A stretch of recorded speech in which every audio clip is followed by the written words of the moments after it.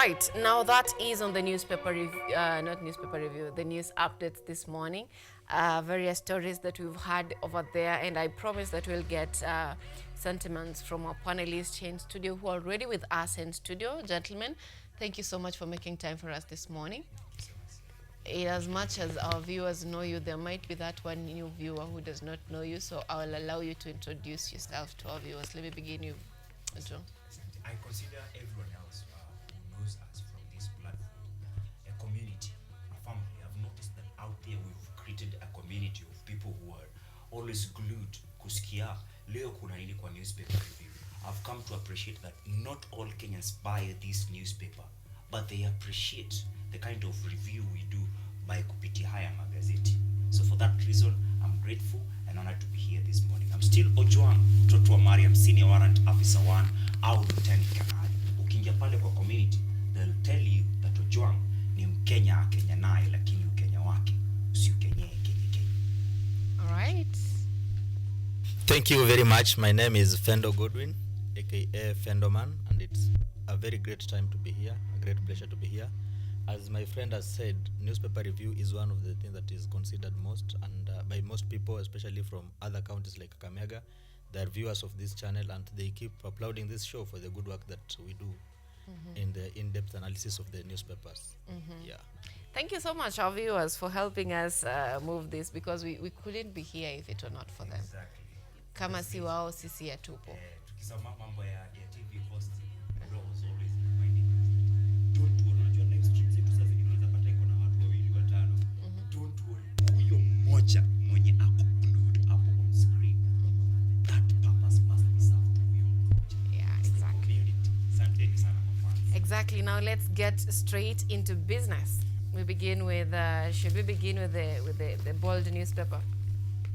Let's begin with the bold newspaper, that is the Standard. And the Standard are talking about a scandal shielding Lagats. Several faces presented there on the front page, and they are saying 20 Kenyans have moved to court accusing President William Ruto, top security chiefs, and the Attorney General of shielding Deputy Inspector General Eliud Lagat from murder charges over the death of whistleblower Alberto Ojwang, alleging a high-level cover-up, fabricated suicide theory, and a justice system stacked in favor of the powerful. We're beginning on that note. Let me begin from you, Fendo. We have seen a country, a state where someone says, and a politician says that, you have freedom of rights, but then kuna mahali ukifika, your rights don't apply. These rights only apply to those with power. Is this something that you also share?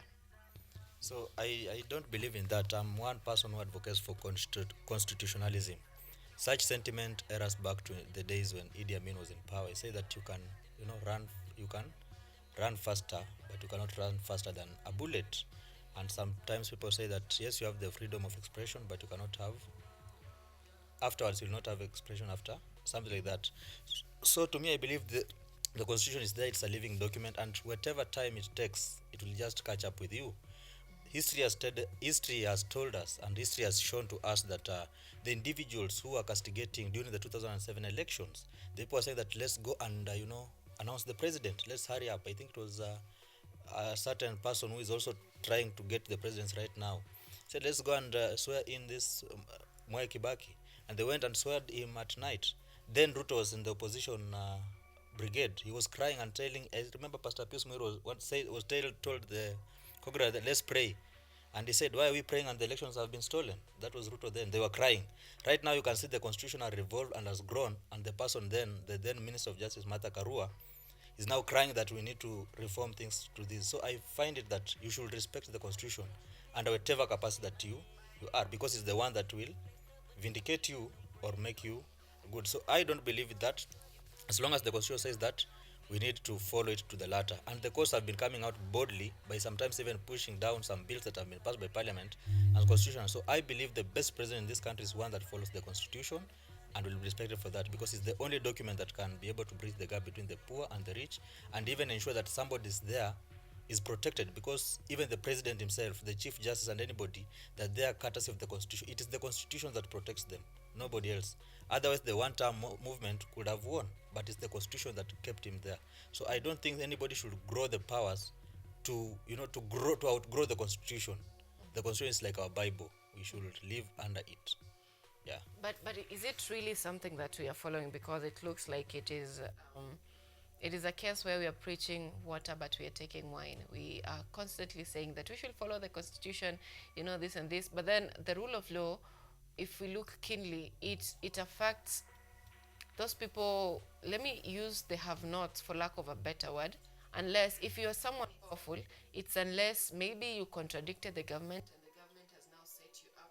I wouldn't give names because we've seen top leaders who something happened, they went astray, and all of a sudden EACC is on them, all of a sudden they're in prison. So it's something that we only see it happening by word of mouth. Unless you have wronged the government, it is something that we are not seeing at the moment. So is it true that this is actually something that we as a country are really looking up to it, or it's just something that it is imaginary, if for lack of a better word? Yeah. So I think I'll begin by saying that Kenya has one of the best constitution ever in the world. Most scholars have read this constitution and saying that it's one of the best. The problem comes in the implementation, and there's some legal gaps. Sometimes you can weaponize it to fight a certain person, and sometimes you might use it maybe for your own advantage. For instance, we have key government bodies, but you sometimes find somebody weaponizing them for their own benefit, whether to keep power or something like that. So it calls upon that not only should we say that we have the constitution of Kenya, but we must also push forward to see that it is being implemented. Because if this constitution now is implemented, and it is a sleeping document, it's us, the people, that we must give it power. And who gives these people this constitution power? The NGOs. You find that something wrong has happened and the people run to court. There are some things that maybe you are right of media to air some occurrences that were going on. You find that the government came and put off. So how do we now come and see to it that the constitution is followed? Because the constitution all depends on this and spells out this. You can go to court. So it is upon the journalists, the media personnel, and the scholars in the country and the activists to ensure that it is implemented to the latter. And thank God that we had a president who gave people education, and that was Mwai Kibaki. You can read and know that this one is unconstitutional, this one is constitutional. And you have a right as a citizen, especially under Bill of Rights, if it is infringed. That calls for right to education, right to life. They are all in chapter 4. Chapter 4, yeah. So you can go there even as an individual, and it will be prioritized as a matter of urgency. So it's upon any individual to stand up and fight. And I've been liking this because you can see somebody even selling eggs in town. You go and try to harass him and say that the constitution does not say that. Thank God that we had a president who equipped Kenyans with knowledge. Right now you can even decide to demonstrate alone to whichever office you want, because the constitution guarantees you. So it is upon us as Kenyans now to ensure that the good constitution is there, but now to ensure that it is implemented to the latter, and nobody else but ourselves will be able to do this. And I couple this with the Bob Marley's words that nobody but ourselves can emancipate ourselves from mental slavery. So is the constitutional follow-ups and implementations of the citizen or by the country, and it will serve to our benefit. All right. Now, Ojwang, you're in record on this show, and probably rise to attend Culture Monday for saying that the problem with this country is the people elected who elect the leaders in office. And for the longest time, we've seen leaders come in and go out. We've seen the justice system favor these people. But then, is it really fair to say that the only people to blame in this whole mess is the voters? Because we don't elect those people in the judiciary, we don't elect those people in EACC, we don't elect human rights groups, we don't elect all these groups. We just elect our political leaders, who sometimes we may not be able to term them. We don't elect the Inspector General of Police. It is something that by default we just find them there, or they're elected by someone else. So how then, or Is it something that we should be blaming someone, or where should we shift our focus to ensure that we actually have tangible outcomes? We cannot keep on blaming each other. What we can keep doing is learning. Because one thing has always been clear, that things come, things go, but Kenya remains. Always. This constitution that Fendo is saying is a living proof, is a living document.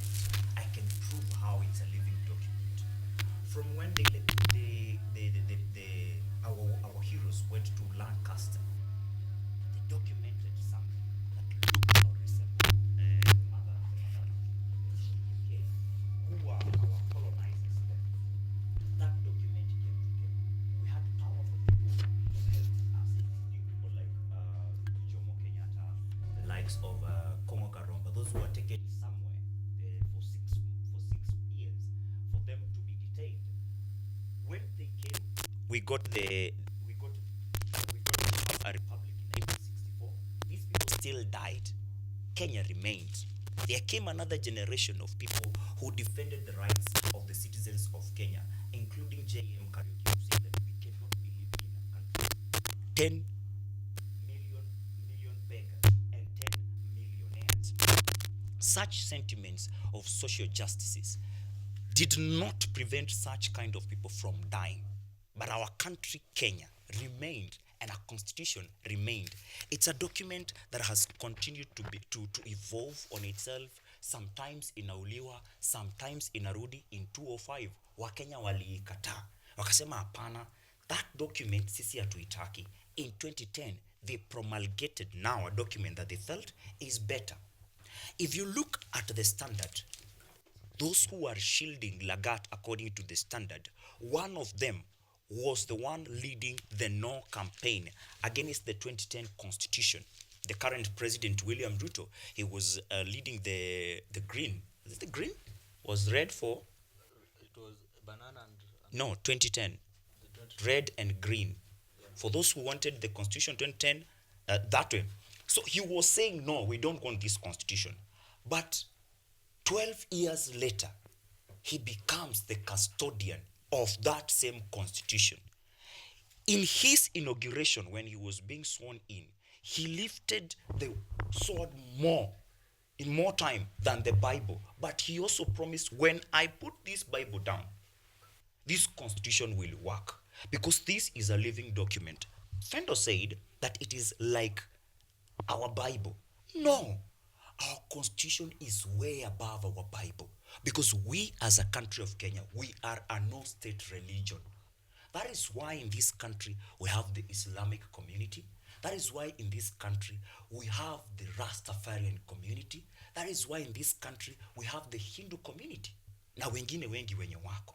Kwa nini? Because our constitution is above these religions. One day, one time, I've heard people who are from Islamic community campaign, people like Joho, saying that if I was able to get a D and become a governor, then I can become a president one day, one time. If he becomes a president, it means he will not be using the Bible. He will be using the Quran.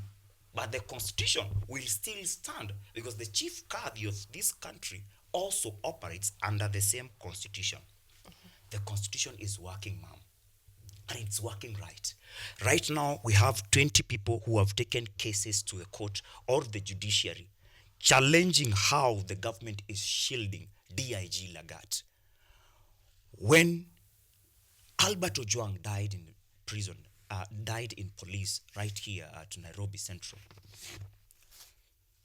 he stepped aside, and people said, this is a ploy.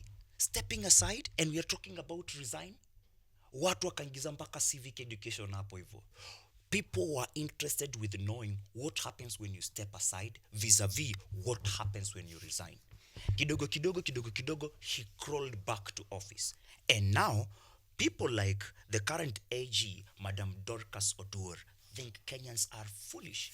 The IPOA chair, the former IEEC chair, Isaac Hassan, thinks we are fools. You can see the DCI Amin there. Hata yeye amini vile sisi tunabebu ufala, and then the biggest perpetrator there is not happy at all.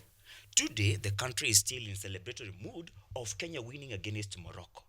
But the face of him that is there is not of someone who is celebrating. That is why the government is spending a lot of money to us. Juu unajua Gen Z na millennials tunapenda happy. Saa hizi wacha Ruto, hata Ruto ni mbaya, si ndio? Akikuja aanguke hapa hivi na ndege na achedo, sote tutaflock hapo hivyo. Kwa nini? Sisi vijana tunapenda vitu nzuri. So they are using a lot of money to woo people and lie to others. Saizi kunaenda kukaa vibaya sana, people wanasema mimi lazima ninunue ticket ya Zambia, ya game ya Zambia na Kenya, lakini hakuna ticket. What will we do? And they've even started saying sasa inabidi tuweke ma screens huko nje. Kwa sababu ya nini? Ikiwa gava inanunua tiketi zote, ipe loyalists. Wale ambao hawako kwa list ya gava hawata attend games za country yao. The constitution hii bado ndio itatusaidia juu watu wanaingia kotini, vitu zinakuwa challenged na constitution bado ina rise. All right. Just to mention, in line with that the tickets are now on. Yesterday we had a report that they were halted due to security breaches. Right now you can purchase your tickets. By the time we are ending this show, we will have tried to purchase one. All right. Now, still on the same note, dealing with the police and deaths in police custody. On page 10 of the Standard, we have a story on torture in prison. Still under wraps, rights defenders warn that torture, injury, and deaths in prison are routinely concealed. They're now calling for full accountability, independent oversight, and urgent reforms. That story is on page 10. Page 10. The story that we've just given you sentiments is on page 6. Now, still on the police, I want us to move away from the police story and move to other stories. If you look at the Daily Nation, we have misunderstanding on who to chair or who to head the hearing, the upcoming hiring of 10,000 police officer. Constitutionally, Inspector General of Police is allowed to oversee that process of hiring, promotions, and all that. But we have the HR wanasema hapana, hiyo ni kazi yetu. We've also, I don't want to insinuate, I've had of complaints of the head of state micromanaging departments in the country. So we have like a micromanagement crisis in our country. We want all powers directed to one direction or one source. We've also seen a situation, I think it's on the Standard, where the members of parliament are really they're making noise. Yes, it's on the Daily Nation. That is on page 6, where MPs' rift grows over bill on Senate's expanded powers. So we have, it's like a fight of power.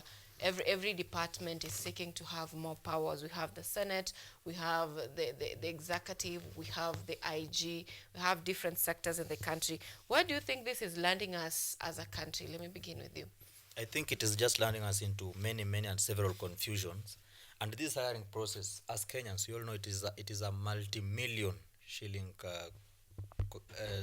sort of business. It might even be a multi-billion shillings, because people bribe a lot of money to go there, and some have even swindled. So this struggles here could not be just that somebody wants to hire the best or something like that. Somebody wants to fill their own people there to take the lion's share. But all said and done, I think more than the conflicts between person A and person B, it doesn't matter if the cat is it doesn't matter whether the cat is black or brown, as long as it can catch the mouse.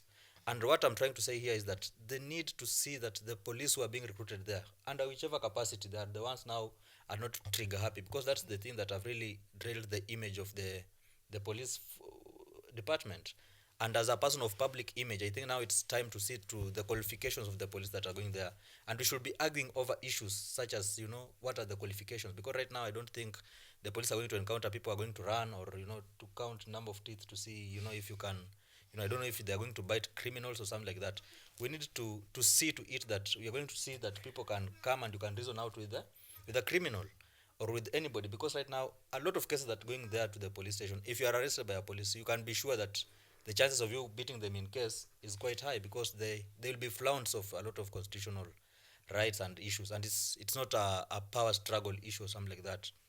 So I think we should really focus on more on on qualifications. How should a police officer in the modern day era be like? Criminals nowadays are in cybersecurity, they're on computers, but you come and a police officer is there, cannot be able to understand and comprehend this issue. We even need to put even the grades to at least go higher kidogo, have a degree, have some computer skills, proper computer skills, to be able to handle the digital criminals, to be able to handle these educated but unemployed youth, to be able to handle an educated criminal, and something like that. And therefore, to this, I think with the media, I like to maybe really recall it off in a little bit, that we really need to deal with an issue and not the vitina that this one should be the hiring person and this one should not be the hiring person. And that's my analysis or my 2 cent comment on that. All right. Is it a power struggle, John? Whether it's a power struggle or not, sahizi, I feel it's a good thing. You know why? The Constitution gives the president a lot of powers, but it also gives the same president powers to delegate. Ndo asifanye kila kitu. The president cannot represent the government or himself in court, so anaachia AG afanye hiyo kazi. The president cannot investigate the criminality that is happening in the country, so anaachia DCI na jamaa anaitwa Amin. But these people wenye wanaachiwa hawana hizo powers. Why? Because I want you to be a TV host, but I also want to sit there ndo niangalie vile una host. That cannot happen.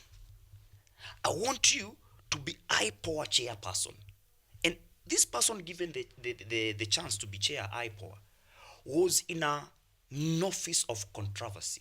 2017, he was the chair of the then IEC, Interim Electoral, and it was not IEBC. He was the chair. So anakuja tena in limelight kwa kitu very key.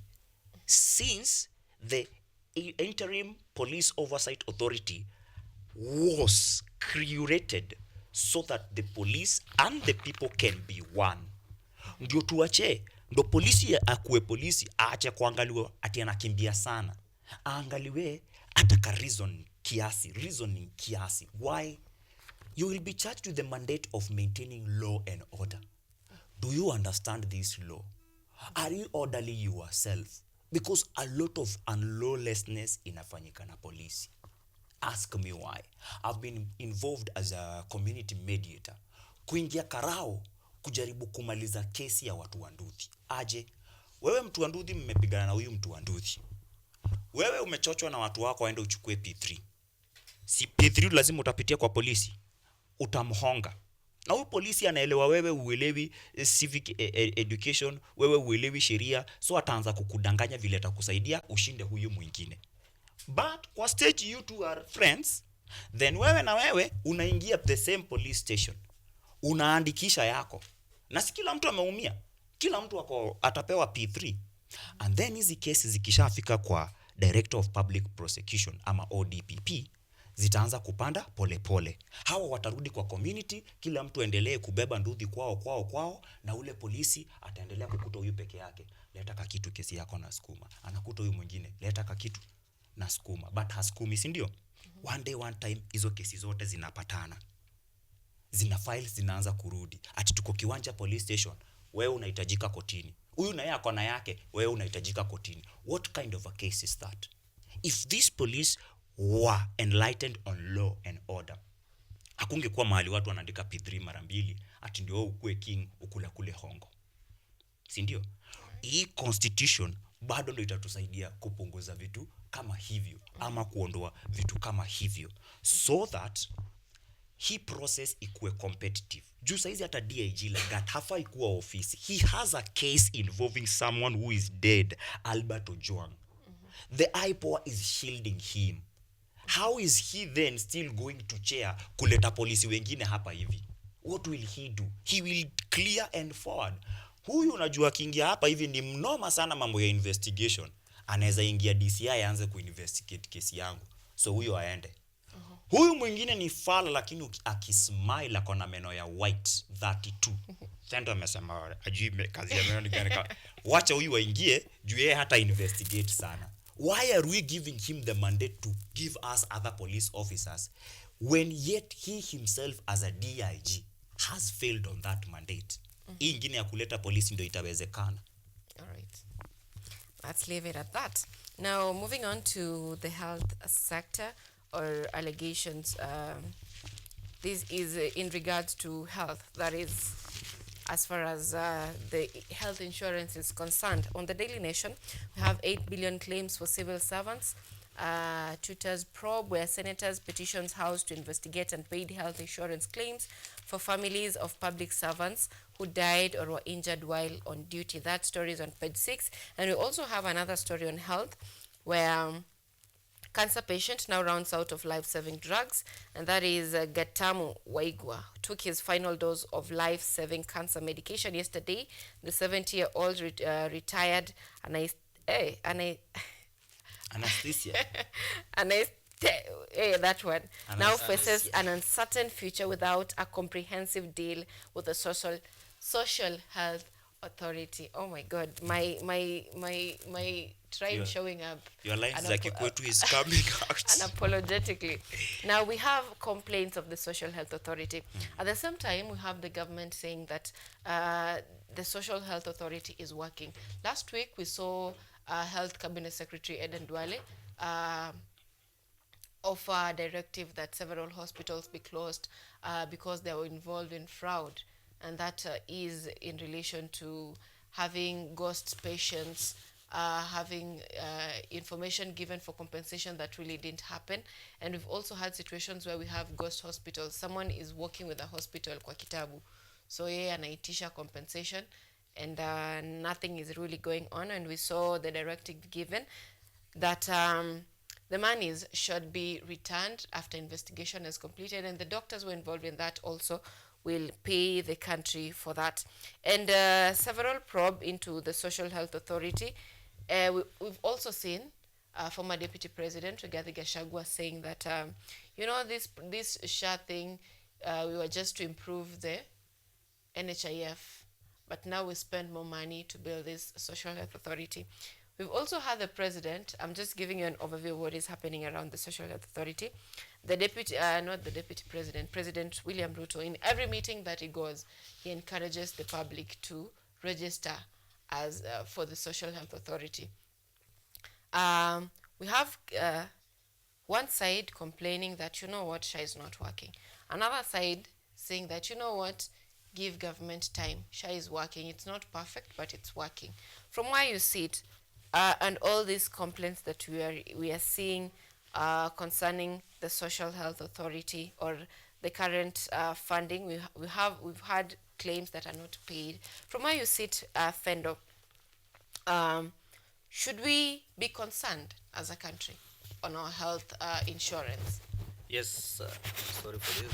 I think we should be very much concerned about the health issue, because a lot of arambes that have been happening have all been about health issues, and probably issues like cancer. We've managed to see individuals, and cancer can, drain you financially to become like a church mouse. You find like somebody has a fleet of, plots, rental houses, matatus, and good large sum of land.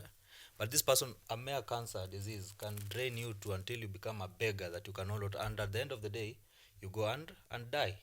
But I think the issue of SHA and NHIF has been politicized, because now it depends with when somebody's talking is where has he eaten from? Is he eating from the government? If you're eating from the government, you're saying it's SHA. If you are in opposition and wanting to fight to say NHIF was better. And it has been politicized, and that's the problem with several Kenyans. But the key issue here with the NHIF and the SHA is that the NHIF had a lot of loopholes, that people are looting money from the government, faking the papers. You go to a hospital with a mere headache, they just tell you sign to HAPA. But if you try to read it, you find that they have added some diseases, some illness, just to swindle the government. So I think it was a plan that when the government was intended to move from NHIF to SHA, to at least try and control those ghost hospitals and things like those ones. Right now, if even in county government, if you just say that ghost workers, there are several. So it was the hospital issues. So from my own side, I think SHA is an improvement from the NHIF, but because of politics, will come and cloud our minds that this thing is not working. But there are a lot of people who have benefited from it as a result of digitalization, as a result of even these hospitals that are being tracked to be in in engaging in unethical behaviors, it's because some of the measures they are making it hard for them to to steal from them.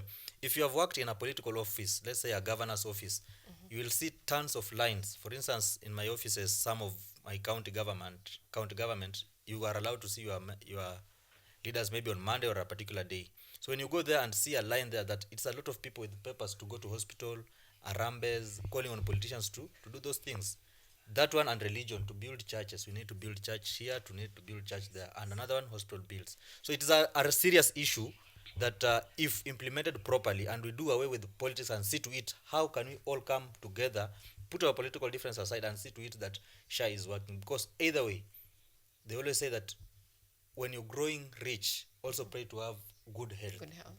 Because if you don't have good health, all your money will go back to Medication. to the hospitals. And hospitals have grown rich in India and all those countries. This medication for cancer, and sometimes they even say that the international corporations can just create some ailment to benefit from. So it's a multi-million industry. Yes. But to me, I think SHA is something that we as Kenyans should not object everything. We should see to it that it's working, and even come up with ideas to see to it that it's working, because this is also another issue that we should not politicize with it or joke with it with some half-baked information and just some opinion somewhere because we see some political kingpins, or rather so to say, saying that this thing is bad because they have read, and these people have not even read. It's because of political interests. All right. But I think it's a good move for the country and for the Kenyan people. Yeah. Objective in making our objections. Yeah. That is very correct. It is 40. The number of hospitals the current CS for health has flagged, private hospitals, concerning SHA and all this. I've always been a voice of ghetto, but sometimes I feel like I don't do it enough. Especially now that we are talking about SHA and what is happening at the community level. Yesterday, with my producer Ryan Kure, we were somewhere, and I was given a very personal call about SHA. Right now, as we are talking about you register for SHA to work, there's a whole multitude of communities in the slums of Kenya who cannot afford the minimum 6,000 for you to be registered in SHA right now. When I was registering for NHIF after turning 18, you just needed 500 so that they can now be deducting 500 monthly. Right now, they are demanding for you to register. You either pay for the whole 12 months or 6 months, which is 6,000. And you have a case of someone who has gone to a level 5 hospital. If you've passed level 1 all the way to level 5, it means your case is very serious. You need to do very serious medical tests after paying the 6,000. But you're coming from a slum somewhere, could be Mathare, could be Kibera, could be Majengo in Nyeri, like in this case. You've not eaten, but you've been told for us to register you in Social Health Authority, you need 6,000. And they'll call the sons and daughters who are back in the capital. Who are they? They are us, a group of people from the university who are struggling to get jobs. And like in yesterday's Daily Nation was saying, that fat bribes are needed for you to get a job. Fendo today has said that hiring process in Kenya is a multi-billion project. Why? Because these people who don't have anything in their pockets and are struggling to get a job so that they can be breadwinners are required to get 50,000 ndio wapate jobs. Are required to get 6,000 ndio wapate kuregister as SHA. If they will manage to get that, then it only means that Kenya is not a poor country. We are just having mismanagement of funds. Okay. We are just having a crop of politicians with no goodwill. If we can have money today to compensate victims of police brutality during protests, why didn't we compensate them in 2017, 2018, for those in 2023 and 2024? We have money as a country. All right. Right now, we have money. In fact, money is said that if we go, Kenya, Harambee Stars goes to face Zambia at the Kasarani, and Zambia cries just like Morocco, DR Congo did, then these players will get 2.5 once. Pa! Hiyo inakuondolea culture ya kubet. All you have to do ni kutrain better, ufunge, kila mtu apate 2.5 million. And then wakiproceed, kila mtu apewe 2 bedroom ya affordable housing. We have this money somewhere, right?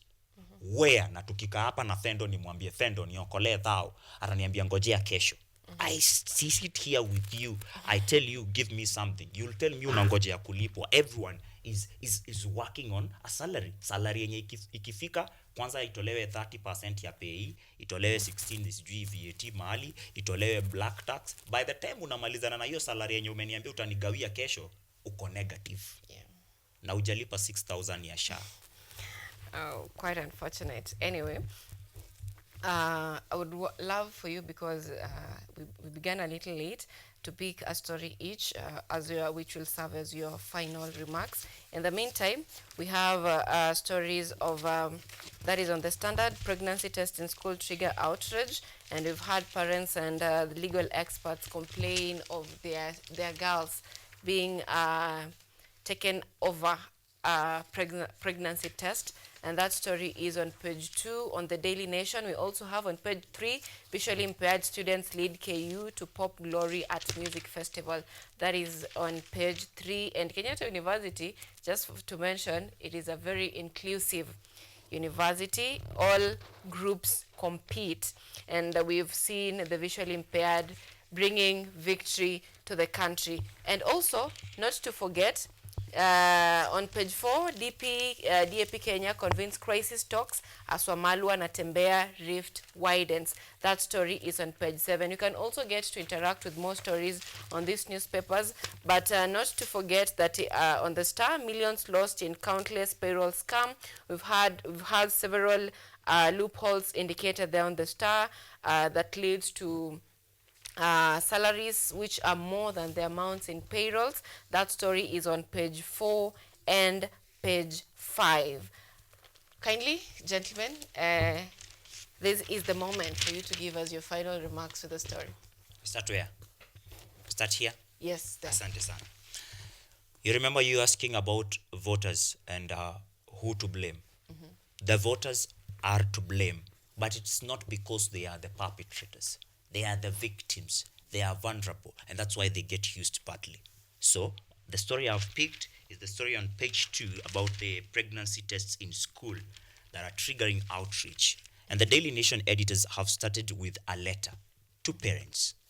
Dear parents, are you aware that when you drop your teenage daughters at school, she could be subjected to intrusive and consented searches, frisked inappropriately by teachers under the guise of looking for illegal items? Parents, do you give your children illegal items when they are going back to school? Worse still, did you know that just a week after reporting back to school, many teenage girls are forced to undergo humiliating pregnancy tests? For any medical procedure in this country, there is someone called next of kin. I've noted, must be consulted. You see, if a man wants to go for vasectomy, a wife must be called to apeane consent. So I'm asking, ni sheria gani hii mwalimu atatumia ndo a subject mtoto wangu wa kike kwa pregnancy tests yenye haja consent, na hata hana consent juu ako under 18 ndio nafaa kupigiwa, yenye hata wakienda wapate ako na ball, bado mimi ndio watapigia waniambie mtoto wako alikosa adabu huko holiday akapata ball. That should not happen, and it is happening because we Kenyans have been made to believe that we are poor. And that is why we have something called ghettos or slums. This is a mentality created. And they are using a tool or a weapon called poverty. Wanaitumia aje?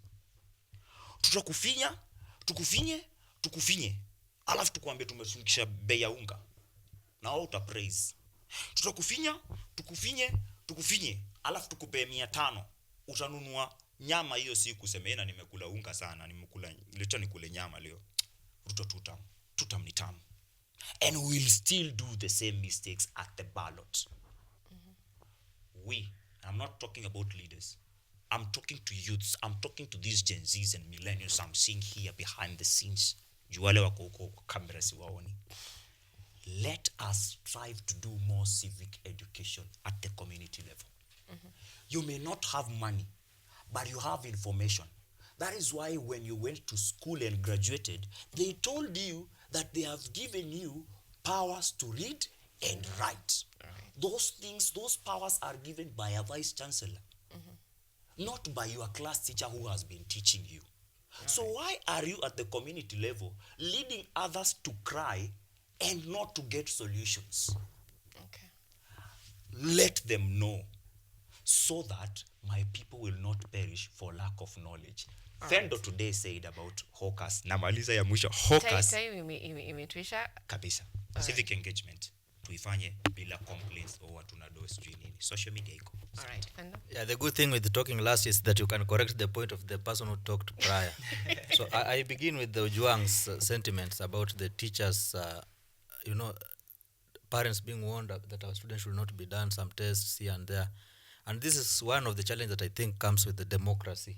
Democracy is good, but sometimes it also brings some sort of,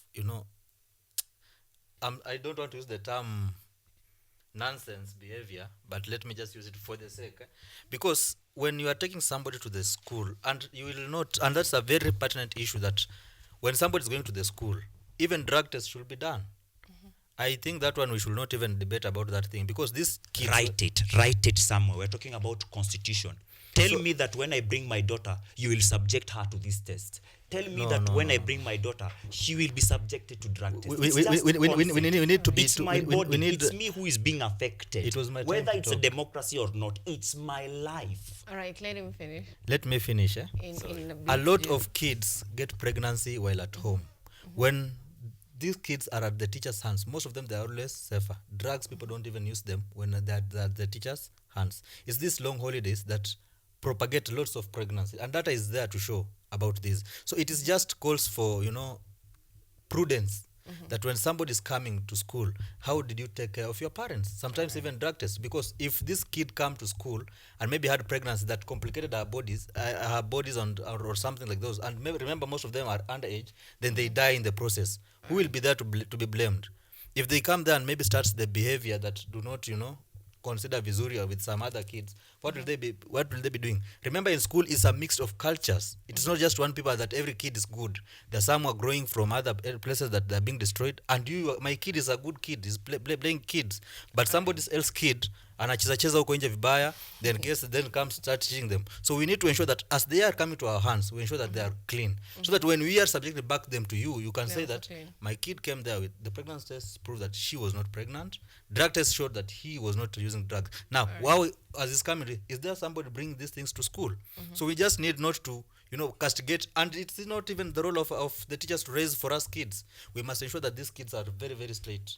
When I get kids, I don't think that thing can really play about. Right. Let's do them the test. Sometimes it can even be called do the test when they're going to school or even when coming back home. This is burning. Allow me to finish with it. It's burning. Our time is up. Please. A second. I have not given. No, you will not talk. You should not talk. I am a dad, and my daughter is 7 years old. 7 years old. I want to raise her right. I want her to take part in her own body issues. Right. I want her to be free with her body. Allow her to have consent. All right. These tests. Just consent. All right, Adwan, consent. If you're using social media, you've heard of ladies posting in my prime. Right now, ningekuwa na mwalimu wa, you've heard those stories. So, is it the right to give that responsibility to your teacher, or is it your responsibility as a parent? This discussion is wide. We cannot finish it right now, but allow me to read a few comments from those who are engaging with us on social media. We have Engineer Francis Maina. Thank you so much for being with us this morning. We have Gilo. We have Celian Dominic. We have Sakezi. We have Lisa Emma. We have Naomi Njeri. We have Beyond Standy. thank you so much for being part of us and for being part of this production. 3 hours or so. Thank you so much for being part of it. Until next time,